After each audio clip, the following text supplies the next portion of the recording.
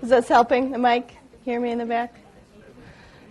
Thanks for coming to Grand Rounds. I'm Emily Borman-Shoap. I'm the Residency Program Director. I'm usually not at Grand Rounds because I have clinic on Wednesdays, so I'm glad to be able to be here, and I guess I get to be the one who talks today, so I have no idea how this fits in with the usual things you've been hearing at Grand Rounds lately. It's certainly a different topic.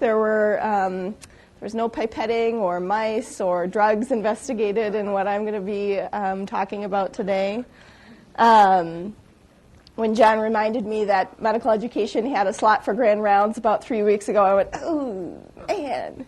But then I got really excited to do this talk because I think we have done some really interesting things in the program in the past couple of years that you may or may not be aware of. And I think there's lots of opportunities for ongoing work as a faculty and as the residents. So the three main things I want to talk about today are thinking about ways that we can use technology in patient care and medical education. I'm going to briefly touch on what are called individualized learning plans, which are something that our residents have to complete. And then talk about the kind of interactive teaching tools that we've been using in our block education settings and what's been working. So no specific financial disclosures. I am paid to do this. This is my job, so I do have a vested interest in these things being successful, but I don't have outside funding. So I'd like to start with the iPad project, I guess as we'll call it. So starting this academic year, all of the pediatric and med-peds residents in our program were issued iPads to use during the course of their residency. We were able to do this through the generosity of many of our alumni, most notably Leon Satrin, who just retired from our general peds faculty. We had money set aside in a resident education fund, and so we elected to make a sort of large one-time investment in iPads for our residents to use. So why bother? There's computers on wheels all over the place. There's desktop computers. People have smartphones. I think it's just really a burgeoning field, and there's a lot of interest in whether tablet computers like an iPad can be used to improve your clinical efficiency. They can really be a nice, novel educational platform, and they can be used to increase learner engagement. So I'll just talk about what a few other programs are doing and then talk about what we're doing here. So there's a few internal medicine programs that have done similar to what we did, where they bought a whole bunch of iPads and distributed them to their residents. So the program in Columbia gave all of their internal medicine residents iPads in the fall of 2011. And they were more focused on having them use it for clinical work, and they also really hoped that the iPads would serve as a way for their residents to have ready access to things like their ward guides and residency policy manual and hospital policies. And they actually built this really cool app just for their internal medicine residency program. It was very slick and had quick links to all the things that the residents needed to know. But they didn't require them to use it in their clinical work. So at first, many of the residents used it. Up to 90% reported using their iPad in their clinical work at some point, but it sort of drifted off over time. So 6 months in, about 70% of them were using it for their clinical work.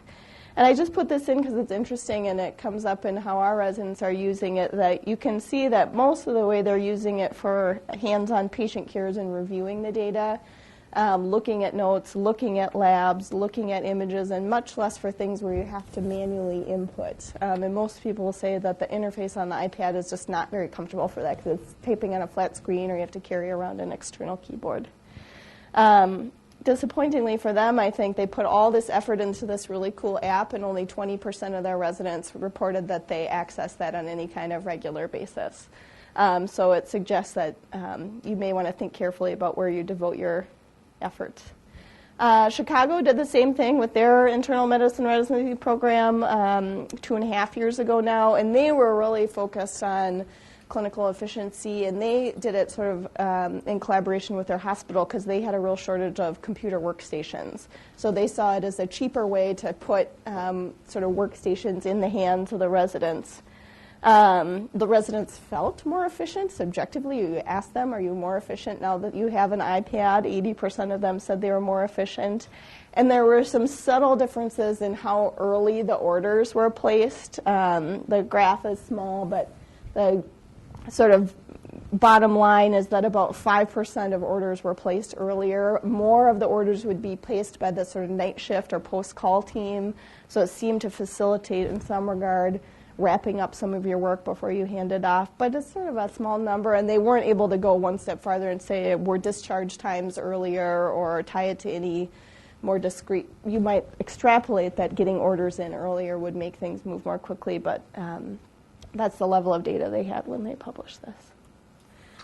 A lot of people have looked at how you can use an iPad as a novel educational platform. So at Stanford, all the orthopedic residents have to do a 2-week anesthesia rotation, and they used to just hand them a big binder of papers, which wasn't very well received, and you could argue how many times that actually got looked at. And they decided to try loading up an iPad with all the materials that people needed for the rotation, and they showed significant improvement in the satisfaction with their rotation. UT Southwestern did kind of the same thing in their anesthesia department, where they created a whole kind of optimized interface that works really well on the iPad and had the ability for people to view videos and upload videos of themselves doing procedures. And then UCLA, in their neurosurgery program, kind of did something similar to what we've done, where they both went to kind of weekly protected conference time and used iPads as a part of that to deliver online curriculum. And they saw quite significant improvement in their in-training exams, although it's probably hard to tease out whether that's iPad or having structured protected time. These are some studies of radiology residents. I think this is in Chicago as well. So many people already own some sort of smart technology. So the top one is a national survey of just radiology residents across the country. And they had a fairly low response rate, only about 10% of the radiology residents, and you could argue that people who answer a survey about technology probably like technology. But 75% of them own smartphones, 33% have iPads. Many of them are using their technology for learning. They did a single-site study where they gave their residents iPads, gave them access to electronic materials.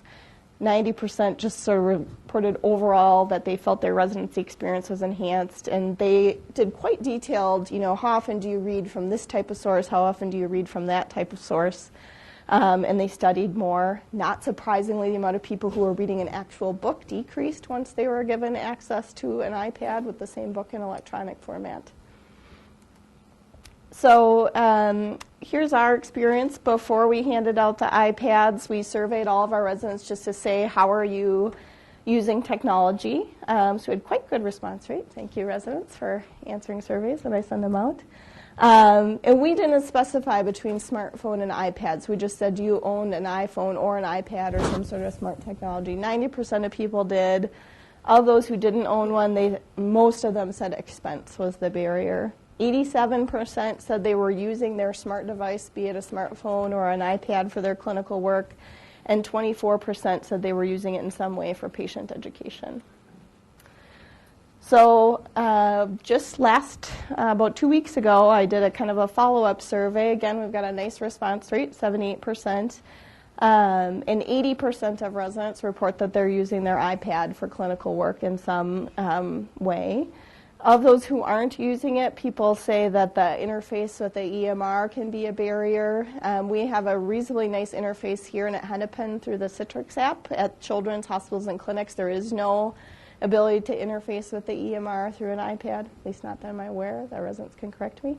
Some people find the Wi-Fi access to be problematic and prohibits them from using it, and others feel like there's other things that are readily available. So I thought this is just kind of interesting. We asked people, how are you using your mobile device to do clinical work? And I think, to me, the pre-iPad stuff is people who have Hippocrates or Micromedics or some kind of drug database on their phone that they like to quick pull out and check drug references. I think the thing that was really interesting to me is many people are using the iPad to access the EMR, almost 80%. And many people are using the iPad to look up primary literature. Not as many people are using it for the drug lookup, so that may still be that you have sort of the habit of using some other tool for that, although many people are using it in that way. And our results really mirror the stuff from Columbia, that people really tend to use the iPad for reviewing data. So looking at a note, looking at lab results, but putting in data is a little bit more cumbersome. We did ask who has bought accessories for their iPad, and about 20% of the residents have bought some kind of external keyboard to use with their iPad. 30% of people say that they're using their iPad for patient education, which is a small increase from 24%. People say that they're showing patients drawing or diagrams of anatomy. They're showing them helpful websites or calculating risk scores. They're showing them their imaging. One person said they have a YouTube site with videos of back stretches that they like to show, mostly to adult patients, I think. But I think people are, and bear in mind that we handed out these iPads and just let it be a very organic experience. We said, here's this tool, and our really main goal was to use it during the block education sessions as a consistent tool to deliver that curriculum.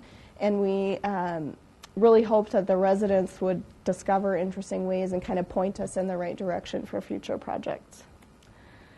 About 40% of the residents saying that they're using the iPad to help them teach their team when they have medical students or interns with them.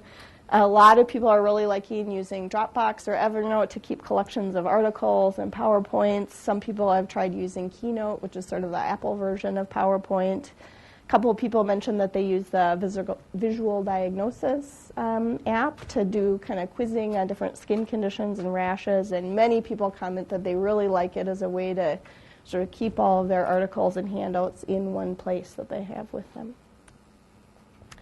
Reading related to patient care, we asked if people are reading about, your patients that you're currently taking care of right now.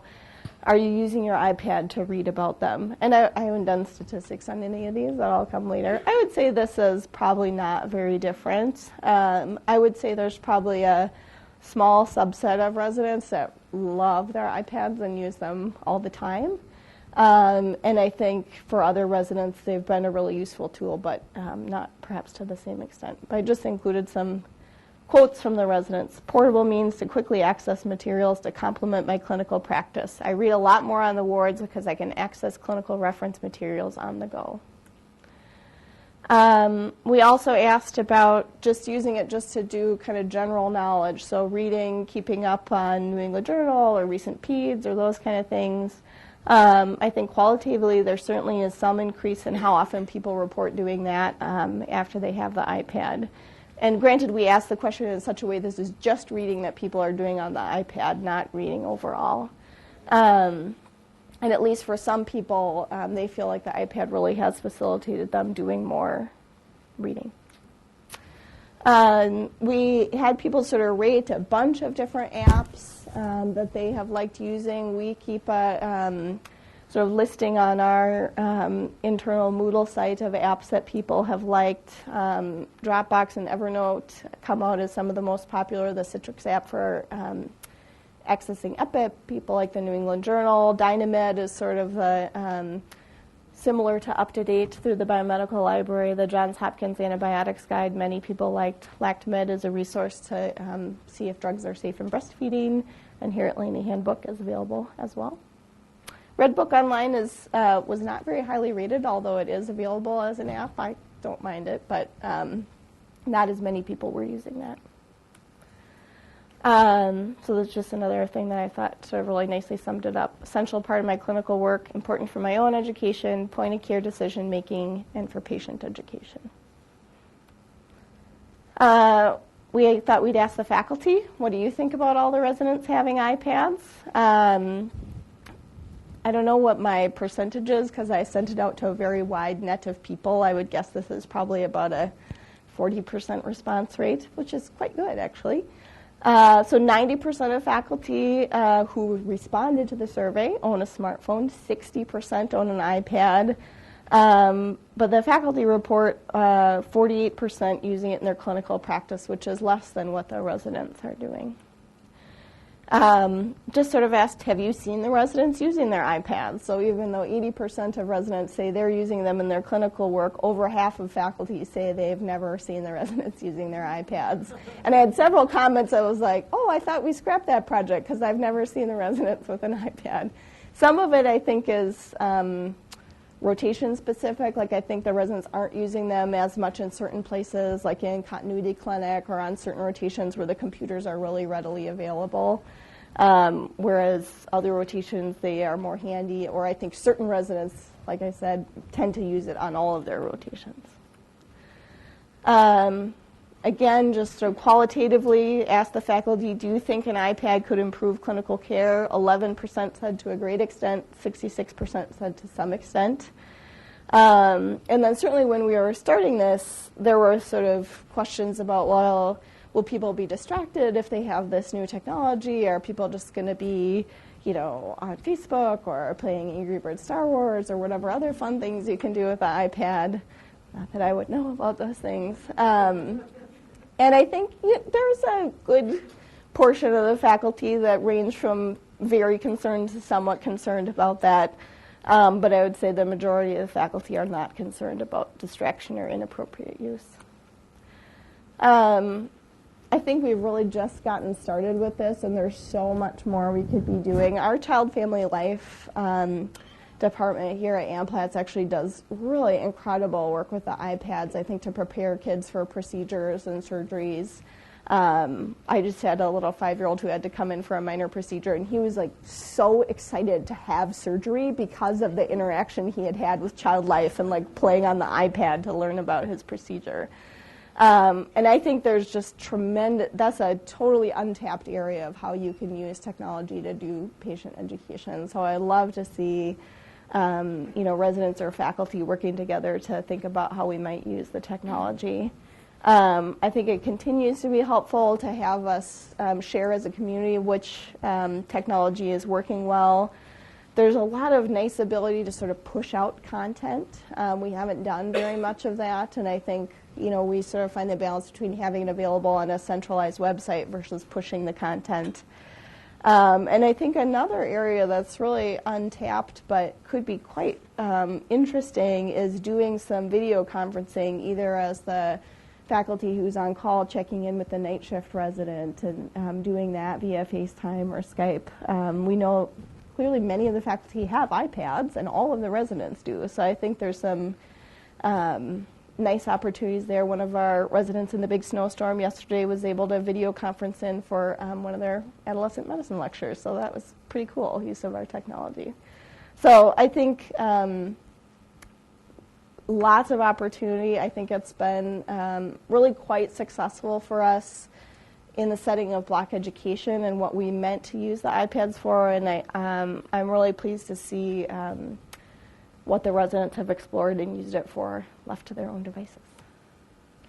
So the second thing I wanted to just talk about briefly are individualized learning plans. So all residents are required by the ACGME to have an individualized learning plan. This is not a new requirement. It's been in the program requirements since 2007. We have new PEDS program requirements coming into place. That should be 2013, 2014 rather, excuse me. But there's really increased focus on sort of tailoring each resident's educational experience. So there's language in the new program requirements that say that every resident should have 6 months of their education really tailored to meet their needs. And the individualized learning plan will certainly be a part of that. I think I want to go into neonatology in order to be well prepared. I'm going to do these rotations. I'm going to connect with this kind of mentor. I'm going to do this kind of research project. A group of people from UCSD and UCSF and Harvard surveyed a bunch of pediatric residents in 2008. First of all, they just asked them, have you ever completed an ILP, of whom only 38% said yes, which is kind of interesting since it's an ACGME program requirement. And I think some of that speaks to whether residents really recognize what they're doing when they meet with their program advisor as this is creating your individualized learning plan. And they found that residents tended to make goals that related to, I want to get better at patient care, more efficient, or better at communicating, or I want to read more, I want to improve my in-training exam scores. They rated those as more important and tended to make goals along those areas more so than in the competencies of professionalism and systems-based practice.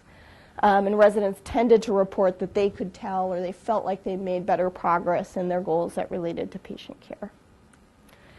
So we used to use, the AAP had a tool through their online website called PediaLink that sort of had this really long survey of self-reflection where you had to rate yourself in all these different categories, and it was really painful, and the residents kind of hated it. And then we went through a period where we would just sort of like write it down on a piece of paper or email back and forth with each other, and it was okay. It sort of met the requirements of the ACGME that we had some conversation about what do you want to learn over the next 6 months to a year. But we thought, well, if we're really going to do this, let's try to actually make it meaningful for the residents who are going through this exercise.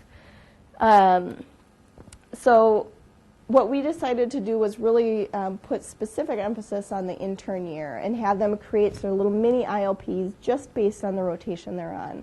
So when I'm on Purple Team at the U, I want to work on this. When I'm at NICU at St. Paul Kids, I want to work on this. Because I think internship is very much sort of you just got your head down and you're going to work and you're trying to figure out how to survive.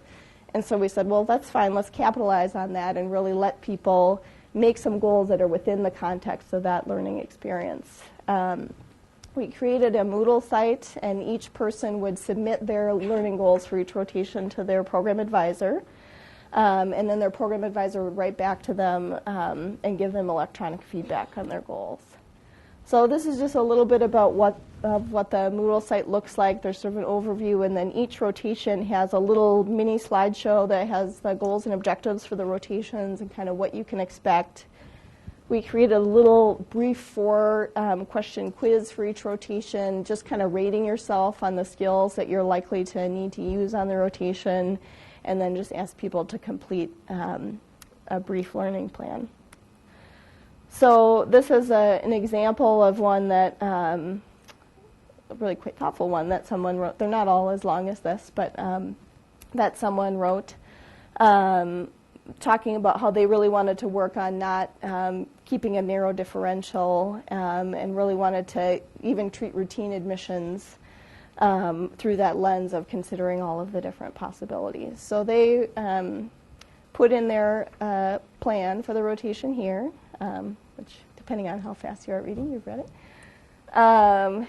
And then the advisor, which is either myself or one of the associate program directors, writes back.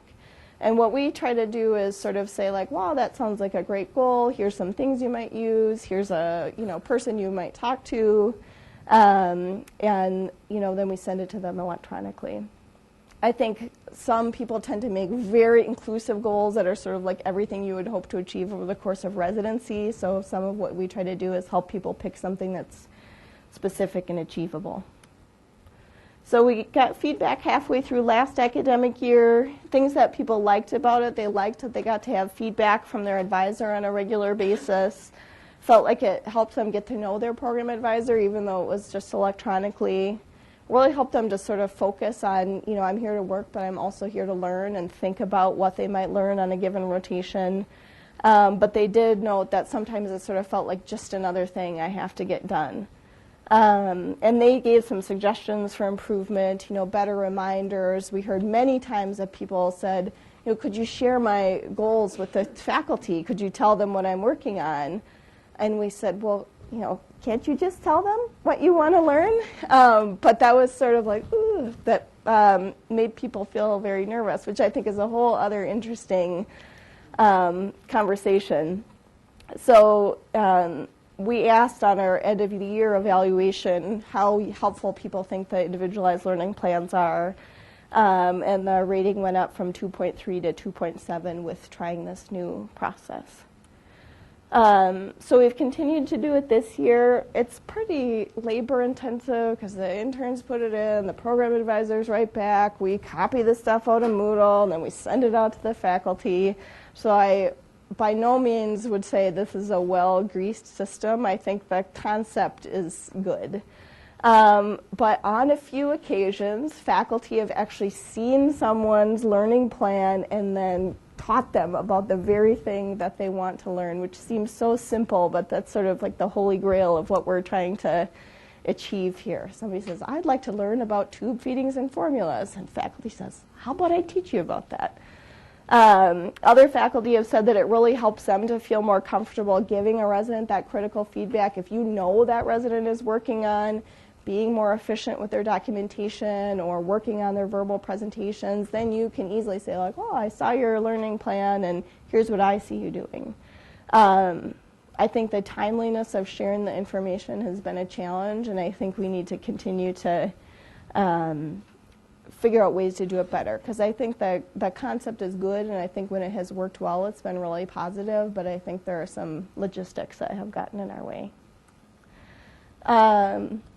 So I want to talk about block education briefly. The first thing I want to say is we could never do block education without the incredible faculty and fellows who have been covering the clinical work when the residents are gone every other Friday.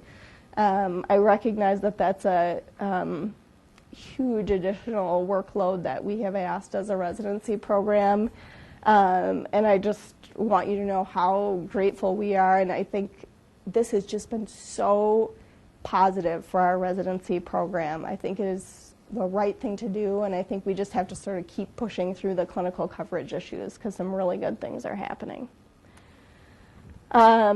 So we did away with noon conference this year. We've gone to every other Friday structured education sessions. In this big spread out program, it allows us to deliver a consistent curriculum for every resident in our program. Rather than seeing the same rash talk 6 times and never seeing the one good talk about, joint pain or those kind of things, every resident has the ability to see the same session that their peers do. We really have tried to make these very interactive and very engaging. It is Friday afternoon. People get very schlumpy by about 3:30, so we really have tried to think hard about how to keep people engaged and how to give the residents the information they need. So we surveyed the residents just 5 months into the year. I had about a 42% response rate. 96% of residents said they think it's an improvement over the previous format. One nice quote, these education sessions are extremely helpful. I leave feeling as if I have a thought process on how to effectively manage with up-to-date information, presentations commonly seen on the wards and clinics.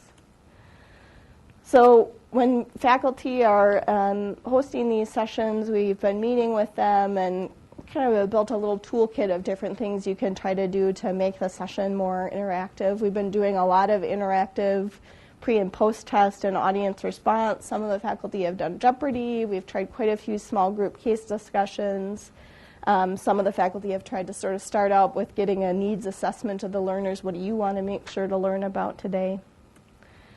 We're doing a lot with Google Forms. It's not any better than SurveyMonkey or other things. It's just kind of what we're used to using. It's nice because it gives you the data in an Excel spreadsheet that's pretty easy to play with. And we've had some nice sessions where we do the pretest.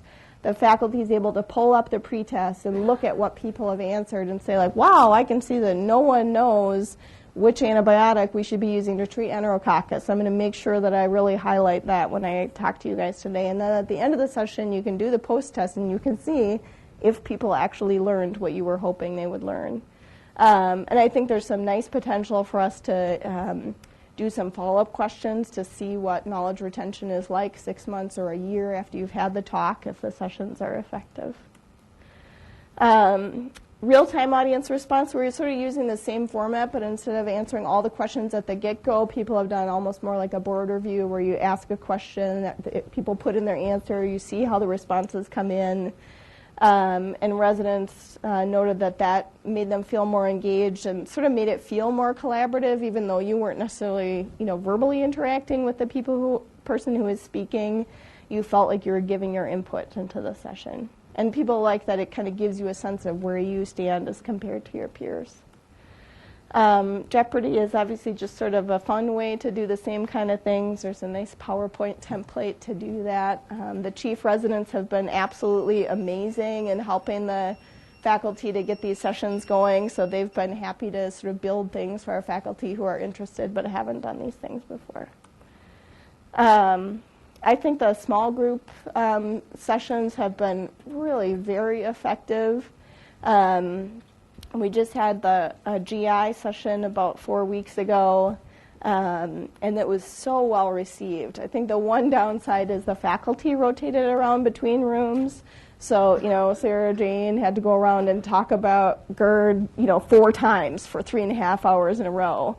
But now we all know that reflux is caused by transient relaxation of the lower esophageal sphincter. So everyone learned something that day. But I think people really like that small group session because they feel like they can ask the questions they've been wanting to ask in a more sort of comfortable format. You can really tailor the information towards the learners. We've really tried to do it based on a case. So let's work through this case. What would you do? And then we're providing a lot of sort of reference reading materials that people can refer back to. So I think that format has been quite positive. Overall, I would say all the different techniques we've tried have been relatively well received, and I think people seem to like that it's a little bit different each time you come, and it's clear that we have to sort of tailor the approach to the speakers and how much content they're trying to deliver.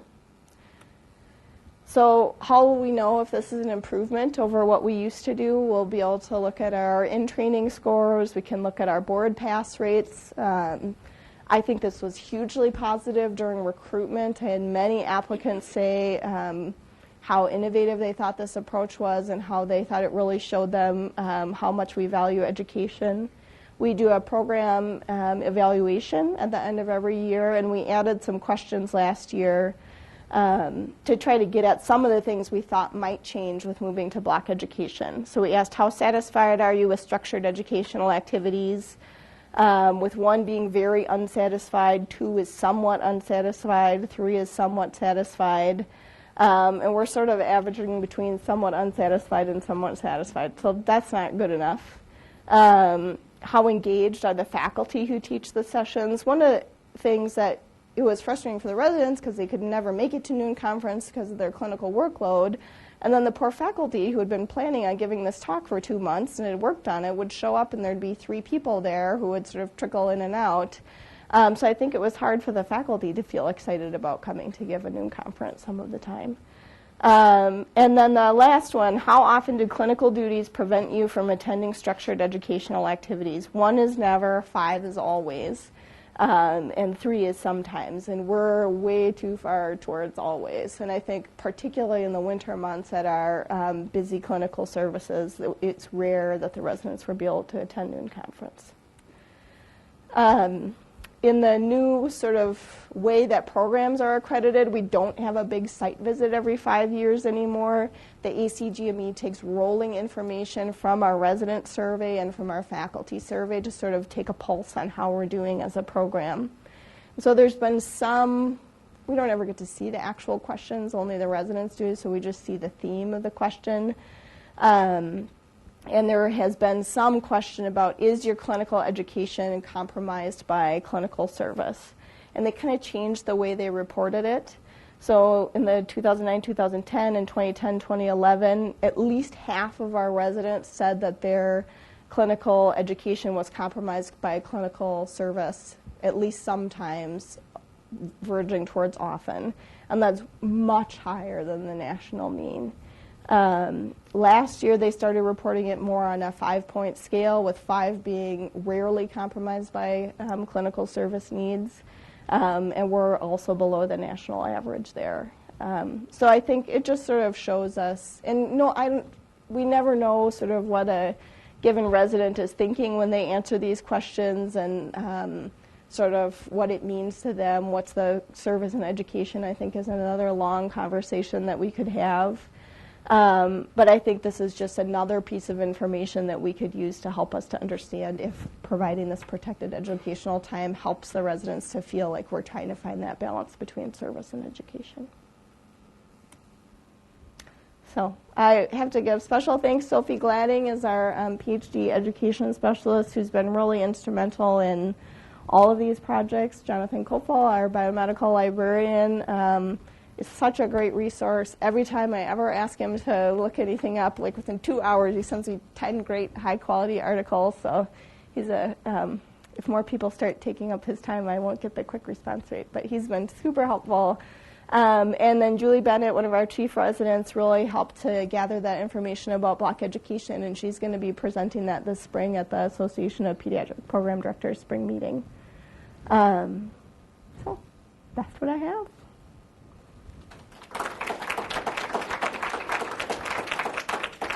I'd love to hear questions or people's experience with the iPads or block education or, yeah. Where your comments about the use of the iPad were concerned, I have a question. You may or may not be able to answer this. I think, one way of looking at the use of the iPad is to suggest that learners or clinicians would do something new with them. But another approach would be to do something you've always done before, but in a better way. For example, you might say, gee, if we give people iPads, maybe they'll read more. But that may be unrealistic. They may not read more, but they may read at different times of day or in different environments. It may be a better way to read, even though they don't actually read more. And I wonder if you have any sense of whether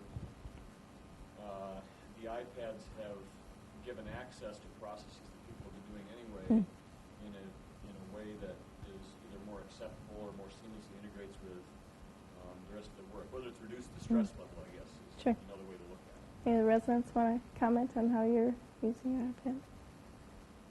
I have an example that I think is what you're talking about. Like, I'm kind of a compulsive note taker, and I'm learning things, and so I have like stacks of notes that I've taken from like lectures given like in the 20 minutes after rounds or something.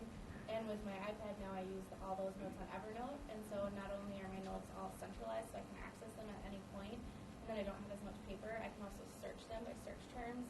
So if I know, like Dr. Sada gave me a lecture on thrombocytopenia, like when I was on Blue Team and it was 20 minutes long, I don't have to search in my car for that page of notes. I can just like search that term in my Evernote, and it's much more efficient for me to look back on things I've learned and to organize that information. Yeah, that's great. What? Yeah.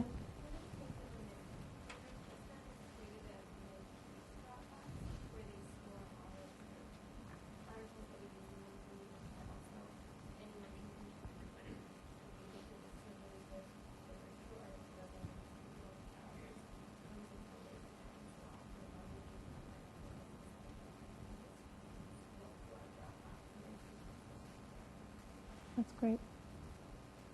Yeah. Can I just ask and then one other concern I know at the time the project was launched was really just practical. People will lose them, they'll break, there'll be software failures that need to be addressed. Have there been any practical issues related to UCI? Yes.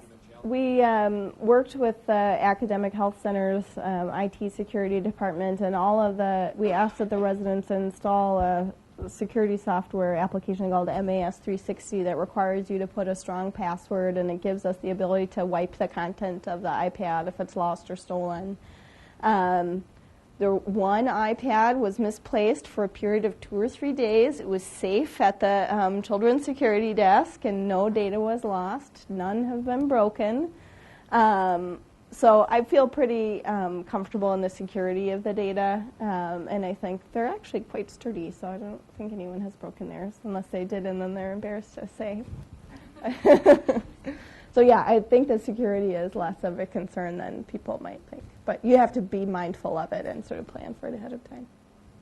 So we handed out 110, so 1 out of 110 missing for a day or two isn't so bad. Yeah, Warren? Along those same lines, just wondering,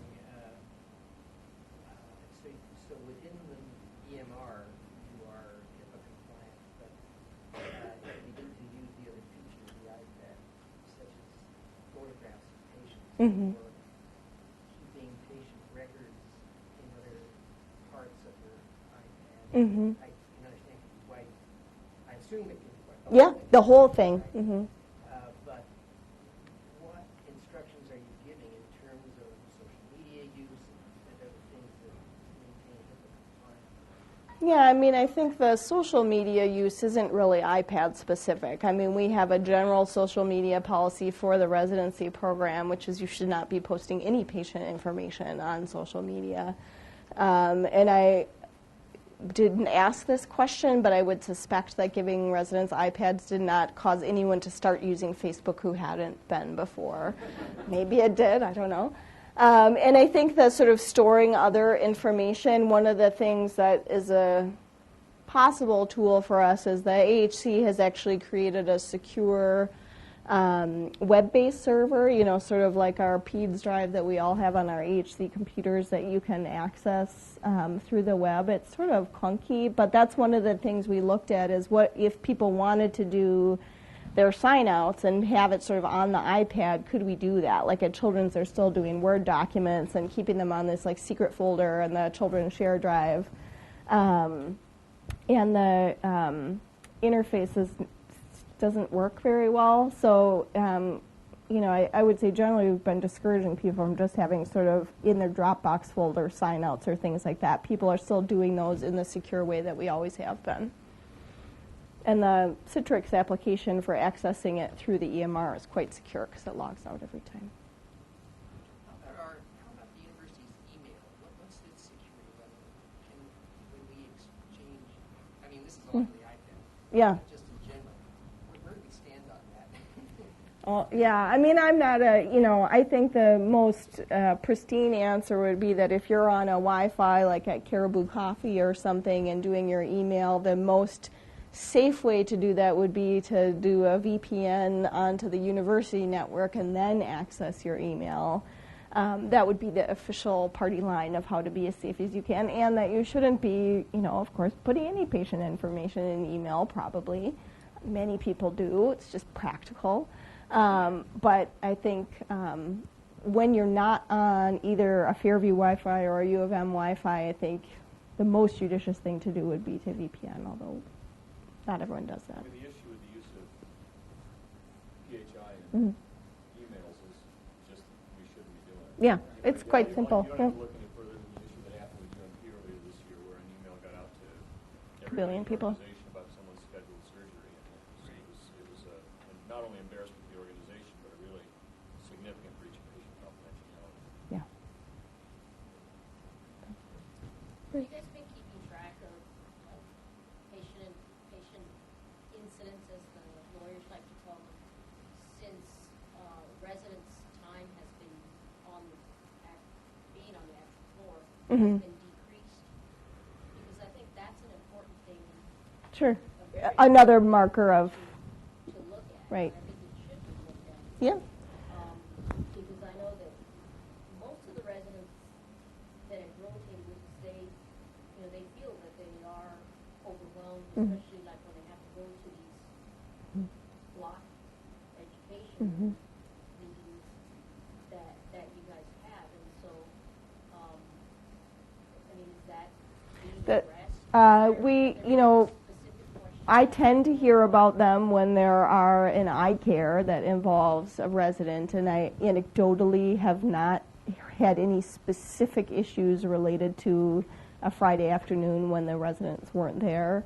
I think, certainly that's something we would have to try to sort of dig into in a more sophisticated way, sort of looking at delayed admission orders and delayed discharges. And I think it's important. I mean, I think it's important for us to understand how the patient care is happening. I think with the duty hour limitations, with the really, I think, need to make sure that our residents get robust clinical exposure but also protected educational time. I think we're moving into an era where the residents won't always be there, and so we need to develop some backup systems for when a resident isn't there. How can we still provide safe patient care? And I think we didn't have a lot of lead time for the faculty to develop those kind of plans, and it's a discussion that we can have with Fairview and UMP, and I think we need to understand the stress that people feel when the residents are gone. But there haven't been any specific. No, I'm talking about the residents being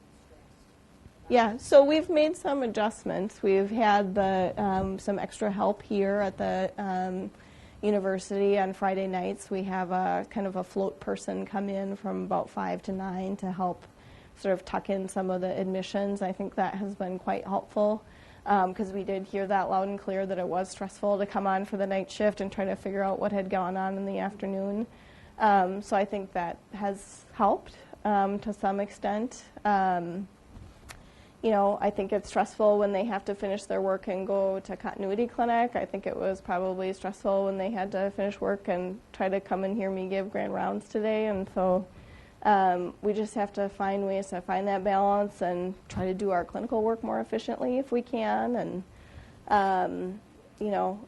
it's not perfect, but I think we really try to get a lot of input from the residents. We've got started a new system this year where we have class representatives from every class who come to meet with myself and the chiefs once a month and really kind of tell us what's going on from, the right on the ground floor, which the chiefs always had a great handle on, but I think the class reps are sort of really right in it and have done a great job of gathering that information. So we try to be as responsive as we can. So how are you guys going to account for the difference in the exposure, the actual exposure to clinical time? Yeah. Because now it's significantly less. Mm-hmm. So I mean, a lot of what being a doctor is Mm-hmm. about is being able to observe and follow a patient. So how is that's the part I don't understand how that's going to be fit in to their education. I think there are external factors and things we've chosen to do. So there are duty hour limitations that were imposed on us by the ACGME. That causes limitations that I don't think any of us know what that means until 4 or 5 years from now, where the residents who came in with the 16-hour rule as interns, are they going to be less equipped when they graduate because they've seen less clinical work? The actual amount of time that they spend exited from lecture and not in direct patient care is actually theoretically less with block education than it was with having noon conference every day. They never went to noon conference. So yes, they will get less clinical time now, but I think we see over and over again on our in-training exams and on our board performance that there are these big holes in our curriculum. Our residents are killer at complex renal disease and ICU care and NICU care, and they don't do very well in developmental behavioral pediatrics and bread and butter general peds. And so we have to sort of look at the whole package of what they're supposed to learn when they're a resident and try to make sure that when they're on a given rotation, they get what they need as well. So some of what they're getting in block education is a different experience. It's not being next to you seeing a patient, but I think it's still robust education that's going to serve them well. So if you're asking, am I going to add back clinical time, the answer is no. But I think the time that we've taken away is being very well spent.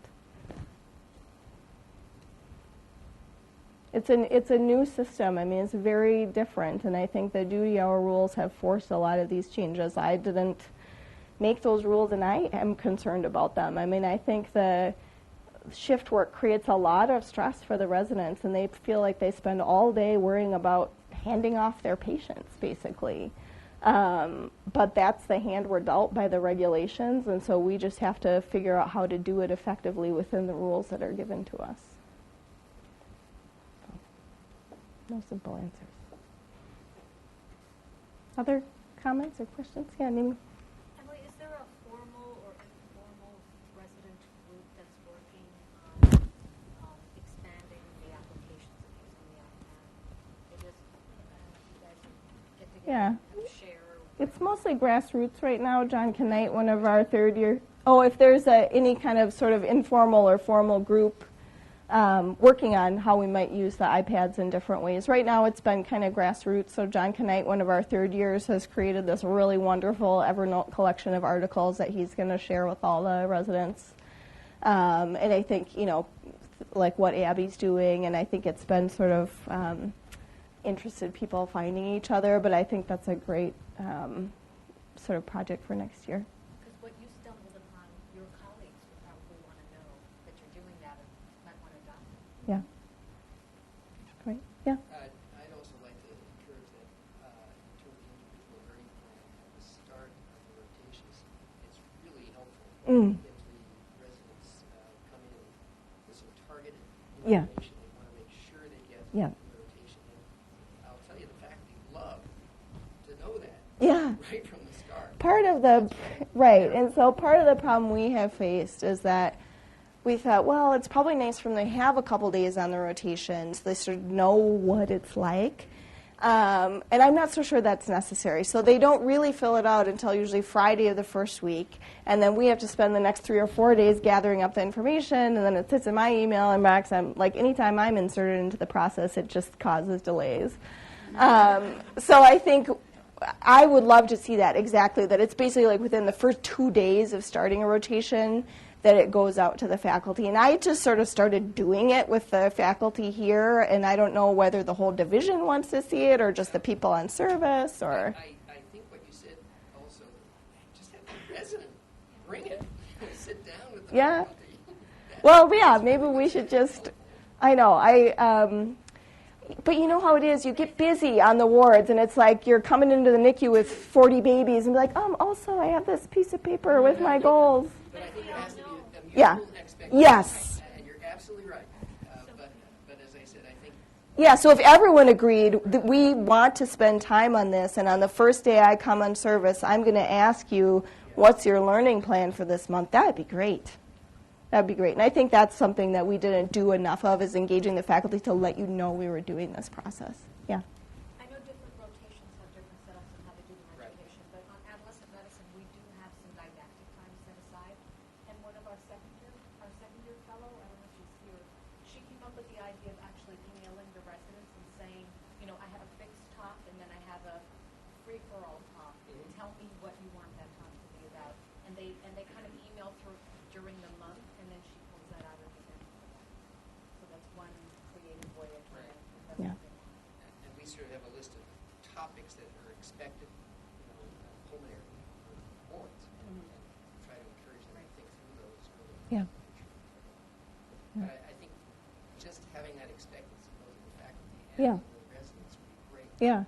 Well, we really have focused it on just the first-year residents because it is kind of labor-intensive, and so I think thinking about how we might spread that to the upper-level years, maybe when they do their subspecialty consult rotations, that would be a part of the rotation. I don't know. I think the concept is quite good. It's just the follow-through. Well, and I don't mean it has to be in detail. No. Every topic possible. I mean, just their goal. Yeah. Their two topics. They want to make sure they Yeah. by the end of it.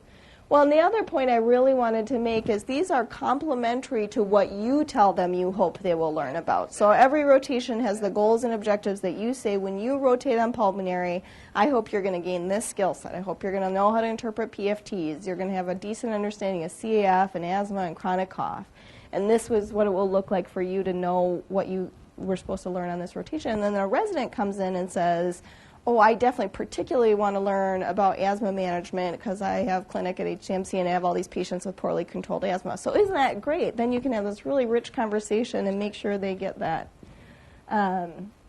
So yes, that's a great, I think, for the next iteration to really think about how to get it to the faculty in a more timely manner.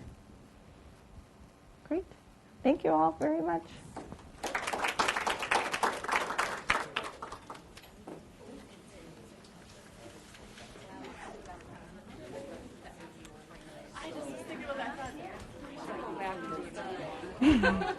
Thanks for coming, Nancy. Were those your kids? Yeah. That hill is like this tall. My dad has this like great camera. So.